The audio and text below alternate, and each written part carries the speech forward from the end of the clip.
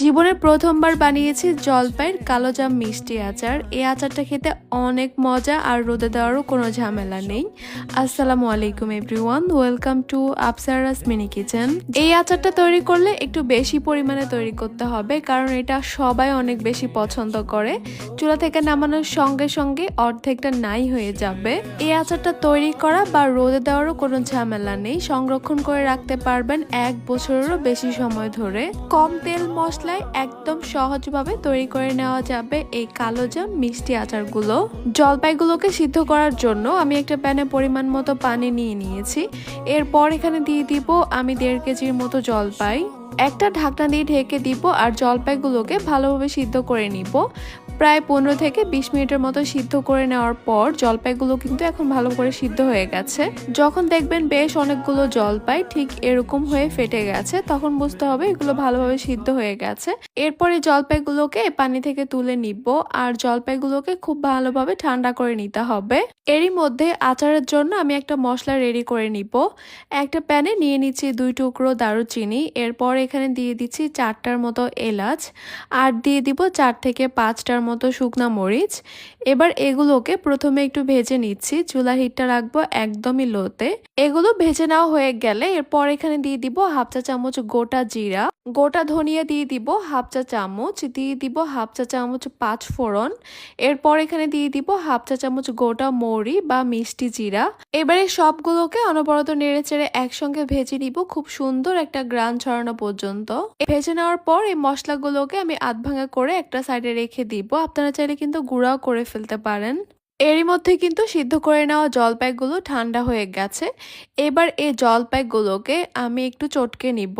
আমি কিন্তু এই জলপাই আচারের সঙ্গে বিচিগুলো রেখেই দিব, তবে আপনারা চাইলে এগুলোকে আলাদা করে ফেলেও দিতে পারেন।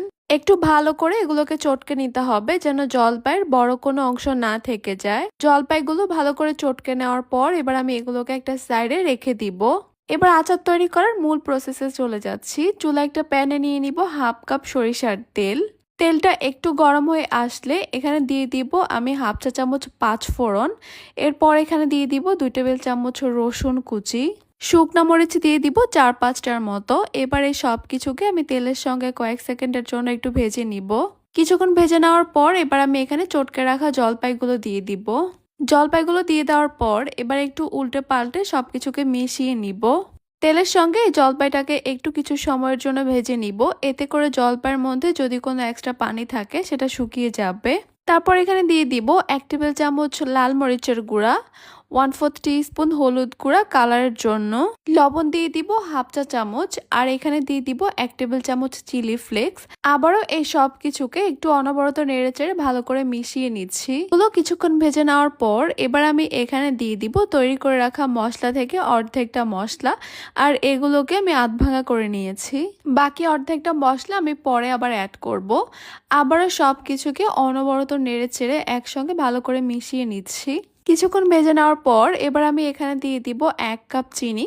চিনিটা আমি একসঙ্গে দিব না, প্রথমে অর্ধেকটা দিব, এরপর বাকি অর্ধেকটা। এখন আর কোনো কাজ নেই, এখন শুধু অনবরত নেড়েচেড়ে এটাকে জাল করে নিব একদম কালারটা চেঞ্জ হয়ে আসা পর্যন্ত। আর আচারটার মধ্যে যেরকম কালার চাচ্ছি সেই কালারটা আসতে কিন্তু একটু সময় লাগবে। আমার তো এই কালারটা আসার জন্য প্রায় 30 মিনিটের মতো সময় লেগেছে। আর আমি কিন্তু একটু পর পর নেড়ে চেড়ে দিয়েছি, উল্টে পাল্টে দিয়েছি, তা না হলে কিন্তু প্যানের নিচ থেকে লেগে যেতে পারে। আমার এখানে আচার তৈরি করা কিন্তু প্রায় শেষ, আর শেষের দিকে এখানে আমি দিয়ে দিব বাকি মশলাগুলো। মানে আচারের জন্য প্রথমে যে মশলাটা তৈরি করেছিলাম সেইখানের বাকি অর্ধেকটা মশলা। এরপর আমি এখানে আরও 1 চা চামচের মতো দিয়ে দিব চিলি ফ্লেক্স। যে কোনো আচার তৈরি করার সময় কিন্তু মিষ্টি, ঝাল, লবণ এগুলা সব কিছু নিজের পছন্দ মতো দিতে হয়। আপনারা যদি চান এখানে কিন্তু ঝালের পরিমাণটা আরও কমিয়ে দিতে পারেন। আমি আরও কিছু সময় এগুলোকে ভেজে নিব। যখন এরকম প্যানের গা ছেড়ে আসবে জলপাইয়ের মিশ্রণটা, তখন বুঝতে হবে এই আচারগুলো তৈরি করার জন্য এই মিশ্রণটা এখন একদমই রেডি। এরপর আমি চুলা থেকে নামিয়ে নিব। আচারের মিশ্রণটা যখন কিছুটা ঠান্ডা হয়ে আসবে তখন আমি হাতে সামান্য সরিষার তেল মেখে নিয়ে আচারের শেপটা দিয়ে দিব। কালোজাম মিষ্টির মতো সবগুলো তৈরি করে নিয়েছি, আর আপনারা চাইলে কিন্তু গোল গোল বলের মতো তৈরি করতে পারবেন। আমি এইভাবে বাকি সবগুলোকে তৈরি করে নিব। এইভাবে বাকি সবগুলোকে তৈরি করে নিলেই তৈরি হয়ে যাবে আমাদের জলপাইয়ের কালোজাম মিষ্টি আচার। একটা কাঁচের জার বা একটা এয়ারটাইট বক্সে এগুলোকে সংরক্ষণ করে রাখতে পারেন প্রায় 1 বছরের জন্য, অথবা নর্মাল ফ্রিজে রাখলে কিন্তু আরো বেশি সময় ধরে এগুলো রাখা যায়। তো দেখতেই পাচ্ছেন আচারটা ভিতর থেকেও কত লোভনীয় হয়েছে। একদমই ইউনিক ভাবে আচারটা তৈরি করেছি। আশা করছি আপনাদের খুবই ভালো লাগবে আর সহজও লাগবে। তাহলে আজকে এই পর্যন্তই। সবাই অনেক বেশি ভালো থাকবেন, সুস্থ থাকবেন। আল্লাহ হাফেজ।